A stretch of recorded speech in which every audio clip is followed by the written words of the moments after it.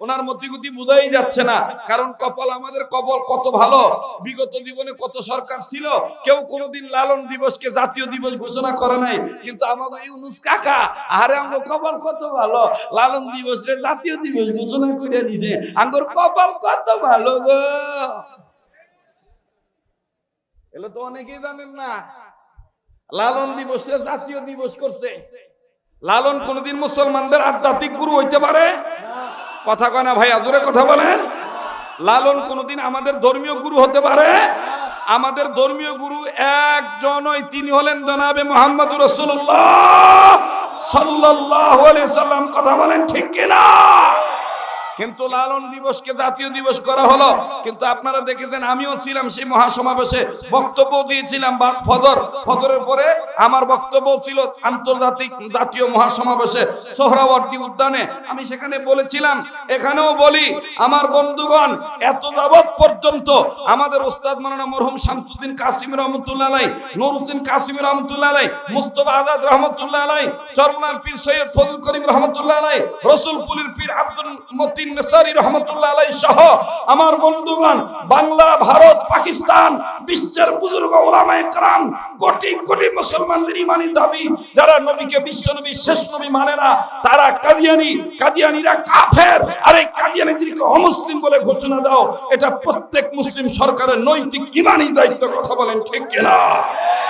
কিন্তু সেই ঘোষণাটা হলো না, হাততাল দিয়ে ঘোষণা হলো কি, বাপরে বাপ, একদিক দিয়ে রায় হয় আর একদিক দিয়ে আমেরিকার কাছে চুক্তি সই হয়। এগুলো কইবা গেলে কয় হুজুরা খালি ওয়াজ করব, হুজুরা রাষ্ট্রের কথা কব কে? রাষ্ট্র কি আমার না? রাষ্ট্র কি খালি তোমার মার ভাতারে? হ্যাঁ, কথা কস না কে? রাষ্ট্র কি আমার না? এই রাষ্ট্রের কি নাগরিক না আমি? তাহলে এই রাষ্ট্রের এই দেশপ্রেম, এটা আমার কি ইমানের অঙ্গ নাই? কথা কয় না, অঙ্গ নাই? আরে ভাই, তুই আওয়ামী লীগ করস না বিএনপি করস না জামাত ইসলাম করস না কি কয় হাত পাকা করস বা যেটাই করস, এটা তোর ব্যক্তিগত ব্যাপার। কিন্তু আমি একজন মুসলিম নাগরিক হিসাবে অবশ্যই নাস্তিক, মুরতাদ, আমেরিকা, রাশিয়া, ভারত, অবশ্যই রামবাম চ্যাটার্জির বিরুদ্ধে অবশ্যই আমার কথা বলতে হবে। কথা বলেন ঠিক কিনা? এটা আমার জীবন গেল। 8 থেকে 9.5 কোটি টাকার সম্পত্তি বিক্রি করে মাদ্রাসা চালানোর চেষ্টা করছি, সেটা এখনো অব্যাহত আছে। কোন মৌলবি টাকা দেয় নাই, কেউ দেয় নাই। এখন চিন্তা করলাম যে পরে এখন বুজুর্গরা ডাক দিয়ে কইতেছে যে কে কইছে তোমারে না কইছি, ঠিক আছে, কিন্তু ফুস তো করবার না করি নাই। কথা কয় না? তুমি ফুস করা বাদ দিছো কে? এবারে ফুস করাই বাদ দিছো যে দাদা তাই নিয়া হ্যাঁ ওয়ালাইকুম দোয়া করেন। কিসের দোয়া?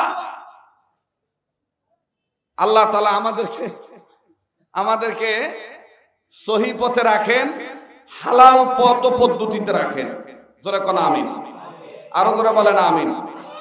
একটু হাত দুইটা তোলেন তো ভাই, সবাই তোলেন তো, হাত দুইটা তোলেন। নারায়ে তাকবীর, নারায়ে তাকবীর। হাত নামান। যাই হোক, আমাকে মাফ করে দিবেন। কন্ট্রাক্ট জায়েজ কি না জায়েজ ওইটা আমি বলি নাই, ওইটা ফকিদের ব্যাপার, মুফতিদের ব্যাপার। আমি আমার কথাটা পরিষ্কার করলাম। আমাকে আপনারা আল্লাহর হস্তে অন্য দৃষ্টিতে দেখবেন না। যাদের ভাল লাগবে দাওয়াত দিবেন, ভাল না লাগবে দাওয়াত দিবেন না, কোনো সমস্যা নাই। কিন্তু অযথা আমার ব্যাপারে এই টেনশন করে গুনাহ কামাই করেন না, নেকিও কামাই করেন না। আমার ভাইরা, এবার আসেন, মানুষ কয় ধরনের? আবার কোন কয় ধরনের? 2 ধরনের। এটা কেন বলছিলাম? আর একটা দাওয়াত আসছিল, নাম না, ওই জন্য এই কথা কইছি নাকি, এজন্য একটু ফ্রি ভাবে কথা কই, ঠিক আছে?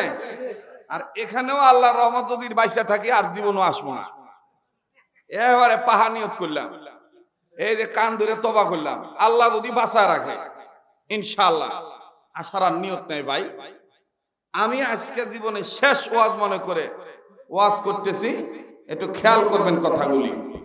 মাওলানা আব্দুল মালিক সাহেব আমাকে মহব্বত করেন, ভালোবাসেন। আর আমি নিজেই দাওয়াত রাখার সময় বলছিলাম যে হুজুরকে একটু বলবেন, হুজুর যেন আসেন। আমি আসছি শুধুমাত্র ওস্তাদদের মহব্বত, দোয়া নেওয়ার জন্য, অন্য কিছু না।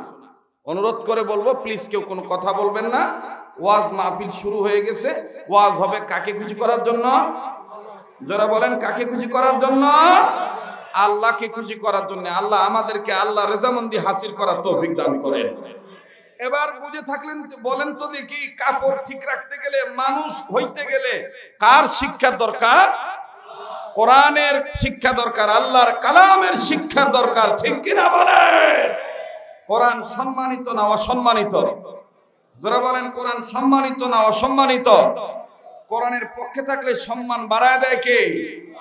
আমার ভাইরা, আমার বন্ধুগণ, কোরআন কারীমের পক্ষে থাকলে দেখেন বাজান সম্মান আল্লাহ কেমন বাড়ায় দেয়। বাবাজি, লম্বা করার যেহেতু কোনো সময় নেই, ডাইরেক্ট আমি আপনাদেরকে শুনে দিতে চাই। উম্মতের উলামায়ে কেরামগণ বাজান এই জায়গায় বসা আছেন। আল্লাহু আকবার, আল্লাহু আকবার। কুতুবুল ইরশাদ, কুতুবুল আলম, কুতুবে রব্বানি, আমার বন্ধুগণ, ফকিহুন নাফ, ফকিহুল ওয়াক, আমিরুল ওয়াক, আমার বন্ধুগণ হযরত মাওলানা মুফতি রশিদ আহমদ গঙ্গোহী রহমাতুল্লাহি আলাইহি কেমন কোরআন কারীমকে সম্মান করেছিলেন, আর আল্লাহ রব্বুল আমিন দেখেন তার সম্মান কেমন বাড়ায় দিয়েছিলেন। বাবাজি রশিদ আহমদ গঙ্গোহী রহমাতুল্লাহি আলাইহি কয়েকজন শাগিরদেরকে নিয়ে ডেকে ডেকে বলতেছেন, আমি অন্য এলাকায় যাব, ওই এলাকায় আমি সফরের জন্য যাব, তবে প্রতিমধ্যে সালাতের সময়, নামাজের সময়, যখন নামাজের সময় আসবে তখন অমুক শাগিরদের বাড়িতে আমরা নামাজ আদায় করব, জামাতের সহিত আমরা নামাজ আদায় করব। আরে বাবাজি, 5-7 জন মিলিয়া যখন রশিদ আহমদ গঙ্গোহীর সাথে রওনা দিয়ে চলে গেলেন, লম্বা কথা সংক্ষেপ করে দিলাম বাবা, লা যিকরুল্লাকা ওয়া লিকাউমিকা ওয়া সাওফা তুসআলুন। আল্লাহ পাক বলেন, এই জিকির নাম কোরআনকে আমি আল্লাহ আপনার জন্য, আপনার উম্মতে মুহাম্মাদীদের জন্য আমি আল্লাহ মহা সম্মানের বস্তু বানিয়ে দিলাম। আবার নবী বললেন, খায়রুকুম মান তাআল্লামাল কুরআন ওয়া আল্লামা। তোমাদের মধ্যে ওই ব্যক্তি উত্তম ব্যক্তি যে ব্যক্তি নিজে কোরআনের ইলম শিক্ষা গ্রহণ করে এবং অপরকে কোরআনের ইলম শিক্ষা দেয়। আরে বাবাজি, রশিদ আহমদ গঙ্গোহী রহমাতুল্লাহি আলাইহি কোরআনের হামিল হইয়া 5-7 জন আলেমদেরকে নিয়ে যখন বাবাজি ওই শাগিরদের বাড়িতে চলে গেলেন নামাজের সময়, নামাজের এখনো আধা ঘন্টা 45 মিনিট, 1 ঘন্টা বাকি আছে বাজান রে, ওক্তটা হয়েছে। ওক্ত যখন হওয়া মাত্র রশিদ আহমদ গঙ্গোহী রহমাতুল্লাহি আলাইহি বাড়িতে গেলেন। বাড়িওয়ালা রশিদ আহমদ গঙ্গোহী রহমাতুল্লাহি আলাইহিকে দেখার পরে ডাক দিয়ে বলতেছেন, উস্তাদ জি, এইভাবে আপনি এতলা দেওয়া ছাড়া চলে আসলেন, বললাম না, মাফ করে দিবেন মেরে উস্তাদজি, উস্তাদজি মাফ করে দিবেন আমার ভুল বেয়াদবি। ও হুজুর, আপনি এইভাবে আমাকে না জানে আসলেন, এখন বলেন কি খেদমত করতে পারি? আমার বন্ধুগণ, আমার ভাইরা, লক্ষ্য করে কথাগুলি শোনা চাই। রশিদ আহমদ গঙ্গোহী রহমাতুল্লাহি ডাক দিয়ে বললেন, বেটারে, তুমি আমার ছাত্র, তুমি আমার শাগিরদ, তুমি আমার রূহানি সন্তান, তোমার কাছে আসতে গেলে তোমার অনুমতির দরকার নাই। তবে এটা জেনে রাখো, আল্লাহর বান্দা আমি রশিদ আহমদ গঙ্গোহী হাজী আমদাদুল্লাহ মহাদরে মক্কির কাছ থেকে শুনেছি, কোন আল্লাহওয়ালা, কোন নেককার, কোন বুজুর্গ বান্দা যখন সেই এলাকায় আসে, ওই বান্দা, ওই বুজুর্গ বান্দা, আল্লাহওয়ালা ব্যক্তি আল্লাহর হুকুমে ওই এলাকায় আসে। সুবহানাল্লাহ। কোন আল্লাহওয়ালারা যে এলাকায় কদম রাখে, আল্লাহওয়ালাদেরকে এনে দেয় কে? আবার বলেন কে? কষ্ট হইতেছে আপনাদের? রশিদ আহমদ গঙ্গোহী রহমাতুল্লাহি আলাইহি বললেন, বেটা, আমি আসছি, আল্লাহ আমাকে আনছেন, তুমি খুশি হও নাই? বলে, হুজুর, আমি খুশি মানে আপনি যদি আমাকে আগে থেকে জানাইতেন তাহলে আমি আপনার জন্য আরো সুন্দর বাজার সদাই করতাম, আপনাকে মেহমানদারি করে তৃপ্তি পাইতাম, এই জন্য বলছি হুজুর, আপনি আমাকে না জানায় আসলেন, ভুল বেয়াদবি মাফ করে দিয়েন। বলে, বাবা, আমাকে নিয়ে তোমার টেনশন করার দরকার নাই, জলদি করে ওযুর পানি দাও, আমি ওযু করব, নামাজ আদায় করব, এরপরে আমরা সম্মিলিতভাবে আমাদের কাজে চলে যাব। ব্যক্তিটি ডাক দিয়ে বলতেছেন, হযরত এই যে আমি এক হাতে বাজারের ব্যাগ নিয়েছি আর এক হাতে বদনা নিয়েছি, হযরত আমি আগে বাজার করে আসি, আপনি ওনাদের সাথে কথা বলেন, আমার বাজার তো এই পাশেই, আমাদের এলাকায় তো এই বাজারটা তো একদম সন্নিকটেই, আমি যাব আর আসবো। গঙ্গি রহমতুল্লাহ বলেন, বাবা তুমি বাজারে যে যাইবা এটাও তুমি আমার ওযু করার পরে যাও, আমার ওযু করার আগে যাও না, এই বদনা দিয়ে আগে আমাকে এক বদনা পানি এনে দাও। শুনতেছেন আপনারা? শুনতেছেন আপনারা? রশিদ আহমদ গঙ্গি রহমতুল্লাহকে এক বদনা পানি এনে দেওয়া হলো। তবে বদনাটা ছিল তৎকালীন সময়ের মাটির বদনা। কিসের বদনা? আবার বলেন, আরেকবার বলেন। মাটির বদনা। এক বদনা পানি রশিদ আহমদ গঙ্গি রহমতুল্লাহকে এনে দেওয়া হলো।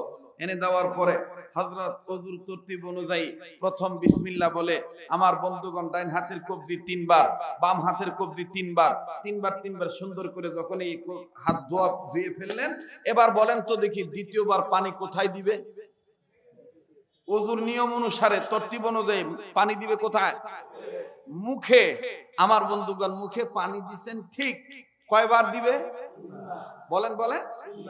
3 বার। কিন্তু একবার পানি দিয়েছেন, পানিটা আর উনি ফেলতেছেন না, জবান বন্ধ হয়ে গেল, কেমন যেন চোখ দুটি বড় হয়ে গেল, লাল বর্ণ দেখা যায়, চেহারা কেমন জানি কুৎসিত হয়ে গেল, আর কেমন জানি হযরত দাপাদাপি করতেছে।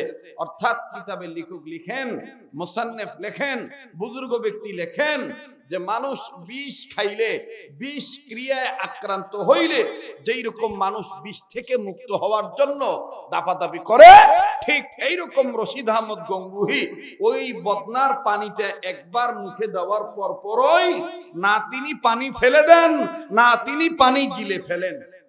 তিনি মহা মুশকিলে পড়ে গেলেন। মুশকিলে পড়ে যে তিনি এইরকম করে গলায় চাপ দিয়ে চোখ বড় বড় করে বারবার এরকম দাফাদাফি করতেছেন। আমার বন্ধুগণ কিতাবের লেখক লিখেন, এক পর্যায়ে রশিদ আহমদ গঙ্গি রহমতুল্লাহ আলাইহি বাম পায়ের বৃদ্ধাঙ্গুলি দিয়ে বদনাটাকে লাথি মেরে ফেলে দিলেন। যখন বদনা লাথি মেরে ফেলে দেওয়া হলো, বদনার মুখ থেকে, বদনার নল থেকে সব পানি জমিনে চলে গেল। জমিনে গড়গড়ে যখন চলে যাচ্ছে, রশিদ আহমদ গঙ্গি রহমতুল্লাহ আলাইহি আমার বন্ধুগণ আস্তে করে দাঁড়াইলেন। আস্তে করে দাঁড়াইয়া আমার ভাইরা, আমার বন্ধুগণ দাঁড়ায় বলতেছেন, তোমরা যে যেখানে আছো জলদি করে আমার কাছে আসো, আমার চতুর্দিকে দাঁড়াও, দাঁড়ায় তোমরা লা ইলাহা ইল্লাল্লাহু মুহাম্মাদুর রাসূলুল্লাহ সাল্লাল্লাহু আলাইহি সাল্লাম, লা ইলাহা ইল্লাল্লাহর জিকির তোমরা টান দাও। সব ওলামায়ে কেরাম কাছে আসলেন, 7 জন 8 জন, কেউ লিখেছেন আমার বন্ধুগণ, আমার বাবাজিরা, করাচির হযরত হাকিম আক্তার সাহেব রহমাতুল্লাহ লিখছেন যে 11 জন ব্যক্তি ছিলেন। 11 জন হযরত ওলামায়ে কেরাম রশিদ আহমদ গঙ্গুর চতুর্দিকে এসে জিকির করা শুরু করলেন, লা ইলাহা ইল্লাল্লাহ, লা ইলাহা ইল্লাল্লাহ, লা ইলাহা ইল্লাল্লাহ, এভাবে বলতেছেন রশিদ আহমদ গঙ্গি রহমাতুল্লাহ আলাইহি তিনি আবার জিকিরের মাঝখানে হাত দুটো উঁচু করে আল্লাহকে ডাক দিয়ে বলতেছেন, আমার আল্লাহ ওই কবরওয়ালার কবরে আযাব মাফ কইরা দাও, ওই কবরওয়ালার কবর আযাব তুমি মাফ করে দাও। আল্লাহ তুমি কবরওয়ালার কবর আযাব মাফ করে দাও। অবাদান রশিদ আহমদ গঙ্গি রহমতুল্লাহ আলাইহি যখন এইভাবে মাপ চাইতেছিলেন, ওলামায়ে কেরামগণ বলেন আমরা তখন জিকির বন্ধ করে দিয়েছিলাম। জিকির যখন বন্ধ হয়ে যায়, রশিদ আহমদ গঙ্গি রহমতুল্লাহ আলাইহি বলেন, তোমরাও আমার সাথে আমিন বলিও, তবে আমিন তোমরা শুধু বলবা না, বড় করে পুরা করে বলবা, আল্লাহুম্মা আমিন। আওয়াজ দিয়ে বলেন না আল্লাহুম্মা আমিন, আবার বলেন আল্লাহুম্মা আমিন। বাদান্দ্রী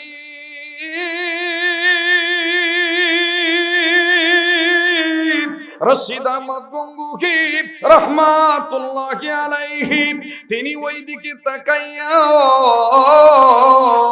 বারবার যখন হাত দুটো উঁচু করে বলতেছেন আল্লাহ আপনি দয়া মায়া করে কবরওয়ালার কবর আযাব মাফ করে দেন, উপস্থিত উলামায়ে কেরামগণ বললেন আল্লাহুম্মা আমিন। এইভাবে তিনবার যখন বলা হয়ে গেল, এবার রশিদ আহমদ গঙ্গুহি ডেকে ডেকে বলতেছেন আমায় আবার পানি এনে দাও, আমি আবার ওযু বানাবো।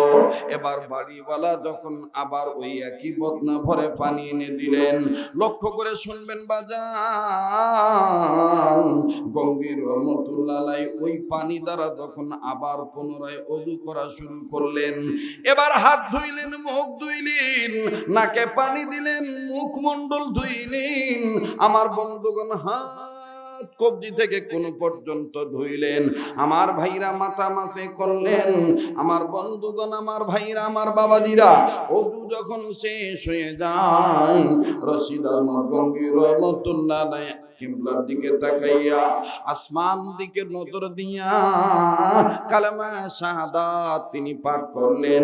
পাঠ করার পরে ডাক দিয়ে বলতেছেন শাগরেদগণ, ওস্তাদজি বুঝলাম না আপনি কেন এরকম করে কান্নাকাটি করলেন, আবার কোন কবরওয়ালার কবর আযাব আপনি মাপ চাইলেন, আমরা তো কিছুই বুঝলাম না। রশিদ আহমদ গঙ্গি রহমতুল্লাহ আলাইহি বলতেছেন বাবা আমি পরে বলবো, আগে আমায় 2 রাকাত শুকরানা নামাজ আদায় করার সুযোগ দাও, আমি 2 রাকাত শুকরিয়া আদায় নামাজ পড়ব, আমি 2 রাকাত নামাজ আদায় করব, আল্লাহর দরবারে আল্লাহর কুদরতি কদমে আমি সিজদা লাগায় নামাজ আদায় করব। আরে বাবাজি এদিক সেদিক নজর দিলে কিন্তু আলোচনার পয়েন্ট হারিয়ে ফেলবেন, আলোচনার পয়েন্ট হারিয়ে ফেললে বাদান বোঝার জয়েন কিন্তু সমস্যা হয়ে যাবে। কাছেই লক্ষ্য এদিকে নয়, আমার বন্ধুগণ, উম্মতের উলামায়ে কেরামের চেহারার দিকে তাকায় থাকেন, আল্লাহ রাব্বুল আমিন কবুল করবেন, সগীরা গুনাহ মাফ করে দিবেন। আমার ভাইরা, রশিদ আহমদ গঙ্গি রহমাতুল্লাহ আলাইহি 2 রাকাত নামাজ আদায় করলেন, নামাজ আদায় করে মুনাজাতে তিনি কাঁদতেছেন আর বলতেছেন আল্লাহ আল্লাহ তোমার দরবারে হাজারো শুকরিয়া, তুমি আমার দোয়া কবুল করেছো, কোরআনের হামেলদের দোয়া কবুল করেছো। আল্লাহ কইরা সবাই কোরআনের হামিল, হামেল কাদেরকে বলা হয়? আমার বন্ধুগণ, নবী ছিলেন সাহিবুল কোরআন, আর নবীর ওয়ারিস যারা আমার বন্ধুগণ উম্মতের উলামায়ে কেরামগণ, এনারা হলেন কোরআন সুন্নাহর হামিল। আরে বাবাজি, কোরআন সুন্নাহর হামিল যারা, এই আলেমরাই হলো কোরআন সুন্নাহর হামিল। এই আলেমগণ আমার বন্ধুগণ যখন যে দোয়া করেন, এই আলেমদের মধ্যে কেউ আছেন মকবুল বান্দা, বাদানরে তারা হাত তুলতে দেরি করেন, তাদের দোয়া কবুল হইতে দেরি হয় না। আল্লাহ ইলাহা, আর জোরে লা ইলাহা,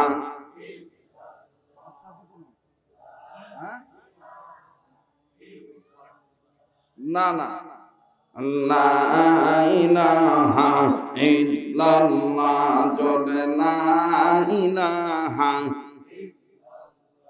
ভালো কাজে জান্নাত মিলবে, মন্দ কাজে জাহান্নাম, ঠিক না? ভালো কাজে জান্নাত মিলবে, মন্দ কাজে জাহান্নাম, ঠিক না বলেন? ভালো কাজে জান্নাত মিলবে, মন্দ কাজে জাহান্নাম, ভালো কাজে জান্নাত মিলবে, মন্দ কাজে জাহান্নাম। মানুষ রূপে জন্ম নিয়া জানোয়ারের ভাব দেখান, নামাজ রোজা সাইরা দিয়া নামের শুধু মুসলমান, ঠিক না? আরে কথা কয় না রে, গরিব মানুষ তো, নিজেই লেখছি নিজেই সুর দিছি, দেখেন যে ভুল হয়েছে নাকি। কইছিলাম না প্রতি বছর কিছু নতুন নতুন আপডেট পাইবেন আমার কাছে, চলবো না?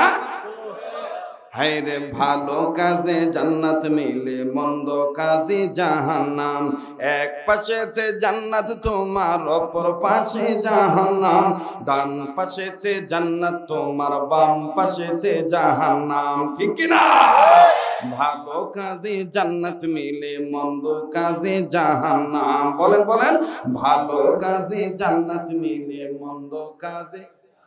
এ ভাই এতগুলো মানুষ বোবার মতন কয় না গো, একটু কর না, শয়তান খেদান না। ভালো কাজে জান্নাত মিলবে, মন্দ কাজে, আবার ভালো কাজে জান্নাত মিলবে, মন্দ কাজে মানুষ রূপে জন্ম নিয়া জানোয়ারের ভাব দেখান, নামাজ রোজা সাইরা দিয়া শুধুই নামের মুসলমান। আবার ভোটের সময় আসলে পরে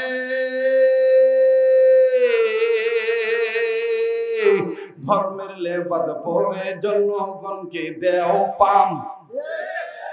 কথা কয় না?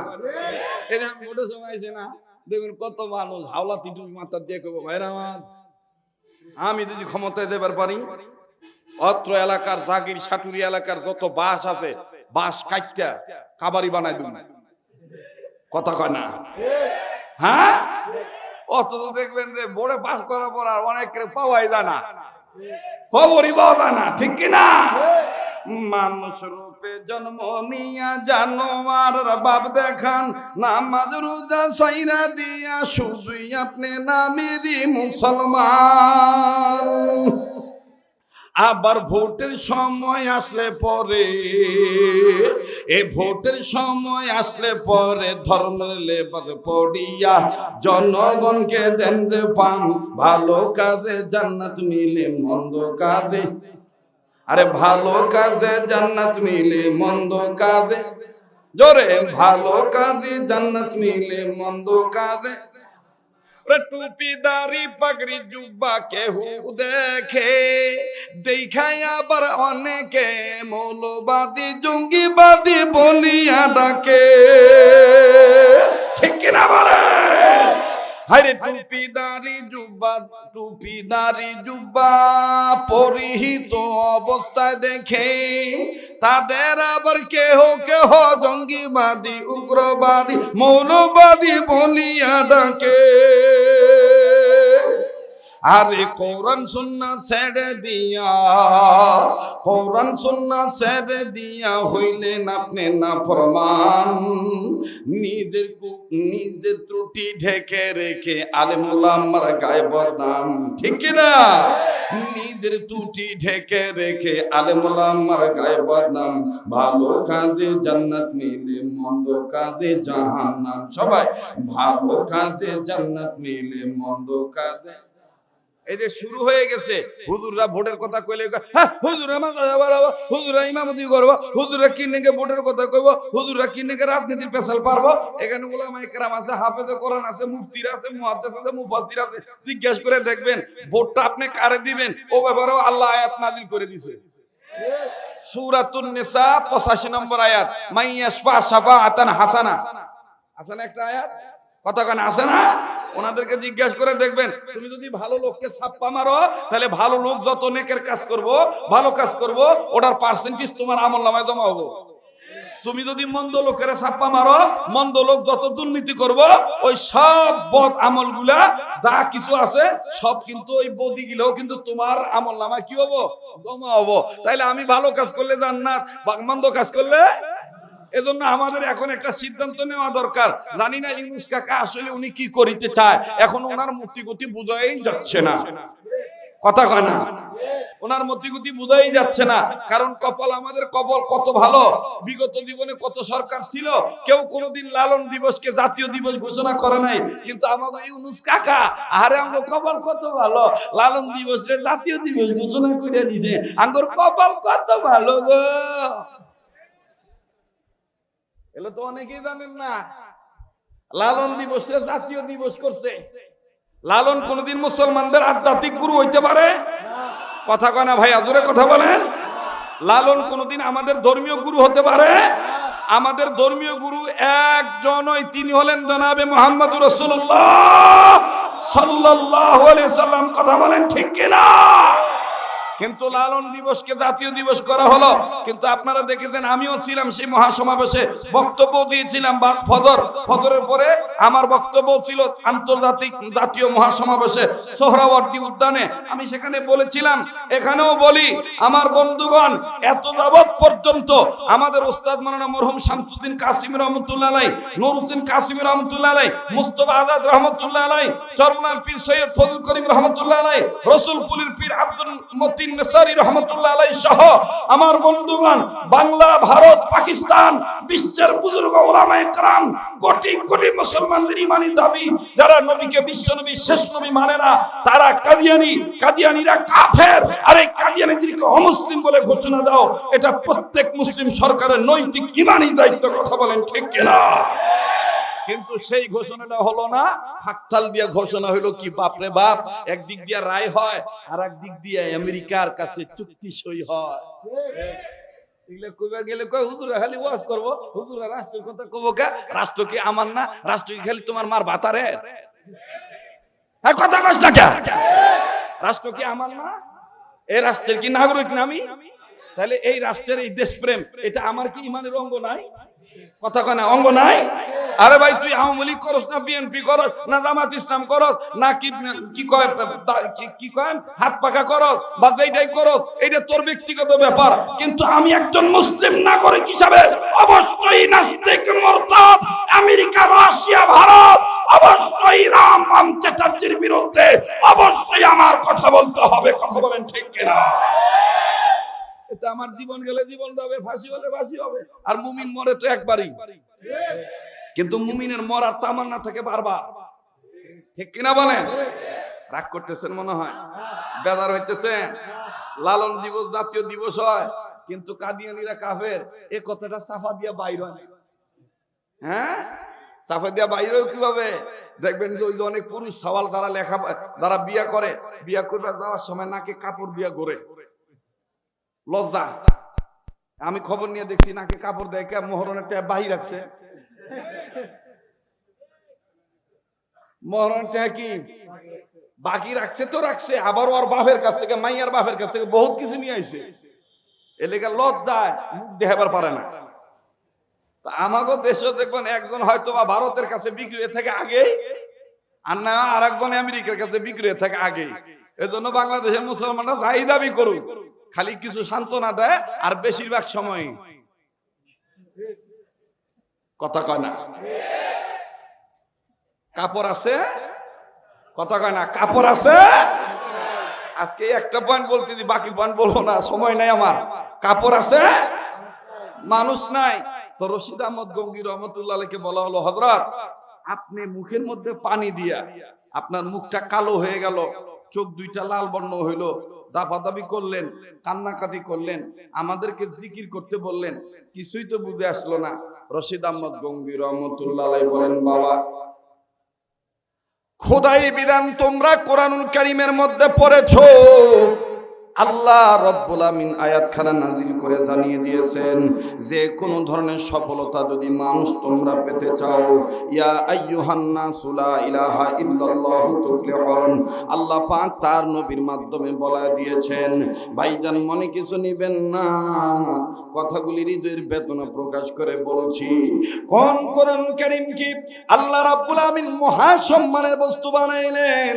রশিদ আহমদ গঙ্গি রাহমাতুল্লাহ আলাইহি বললেন, ইয়া আইয়ুহান নাসু লা ইলাহা ইল্লাল্লাহু তুফলিহুন, যদি সফলতা পেতে চাও, আল্লাহ পাক বলে দিয়েছেন, বিশ্ব মানব জাতি তোমরা এক কালেমার ছায়া তলে আসো। আল্লাহ ছাড়া কোনো আইনদাতা নাই, আল্লাহ ছাড়া কোনো বিধানদাতা নাই।